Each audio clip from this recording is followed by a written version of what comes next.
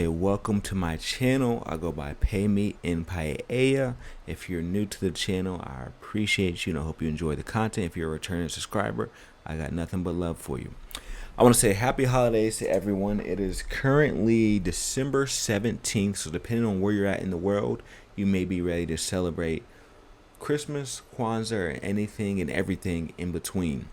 In this video, I'm going to be talking about the differences from my experience of Thailand and Singapore. Also the similarities.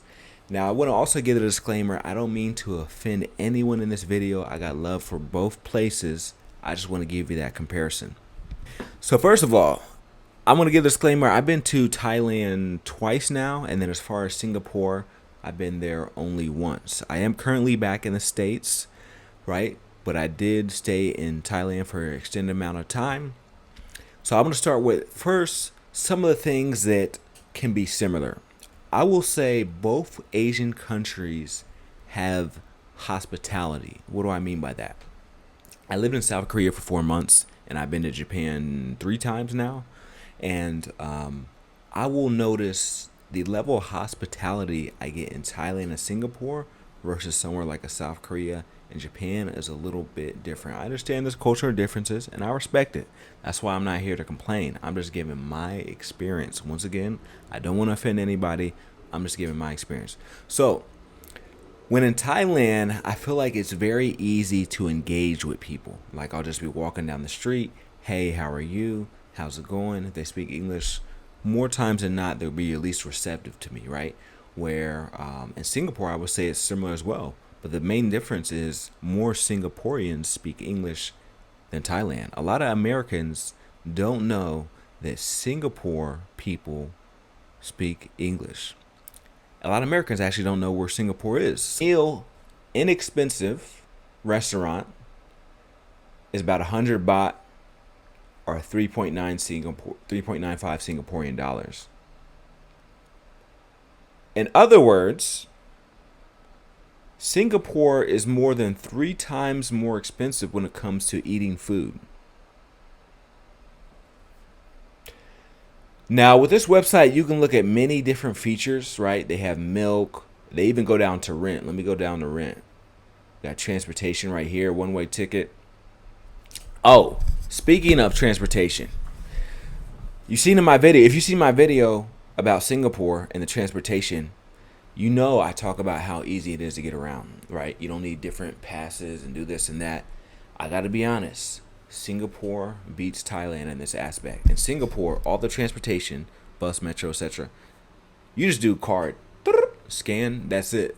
Thailand, you need different passes for the different transportations. Even when you're in one city, like let's say you're in Bangkok, the BTS, which is, you know, the one they have like up the sky train, versus the bus are 2 different passes. So you're in the same city, but you gotta get 2 different passes. And the BTS goes kind of like in a circle, right? So let's say you need to go a few stops, maybe 3 stops, but then you need to take the bus. You're gonna have to get a different type of pass, transportation pass, to go to that next destination. So in that aspect, that's why I say Singapore beats it, because you're just scanning. It makes it easy to get around. You don't gotta worry about the different passes and different prices and all that. It's pretty affordable as well in that aspect. So I don't want to get too distracted. Let's go back down to the rent that I was referring to. Here's Bangkok right here. 20,000 baht to be in the city center, right? Singapore, 91,000 baht.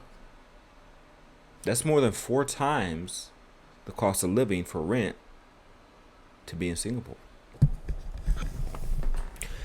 Now, another thing I wanted to talk about as far as Singapore versus Thailand is the weather. Both places have extremely hot weather. I'm just being honest with you, right? So if you don't like humidity, if you don't like going outside for 2-3 minutes and sweating, this may not be the place for you. Both of them are like this, but it's arguable he was more hot. The locals tell me that Singapore is more hot than Thailand. But I've heard both stories, right? So I guess it depends on what part of Thailand you're in, from my experience. So there's parts of Thailand a little more cool, next to the ocean, etc. You got a little breeze. But from what the local people have been telling me in Thailand, they argue that Singapore has more humidity than Thailand. So that's another thing you got to worry about for. Now, as far as safety, both places are considered pretty safe, especially Singapore. Singapore is actually ranked the seventh most safe country in the world, I believe. Seventh or ninth most safe country in the world. Thailand is safe as well, but I will be honest with you, Thailand is slightly not as safe as Singapore. So a lot of people walk around comfortably, whatever, nothing happens. More than likely, especially if you have some caution to you or some common sense, nothing's going to happen to you in Thailand. But there are certain areas of Thailand that are more, you could say, dangerous, right? Or more cautious. It is harder to get weapons out there. Like here in the States, it's pretty easy to get weapons, but out there it's considered pretty hard, right? Now I want to talk about the work-life balance.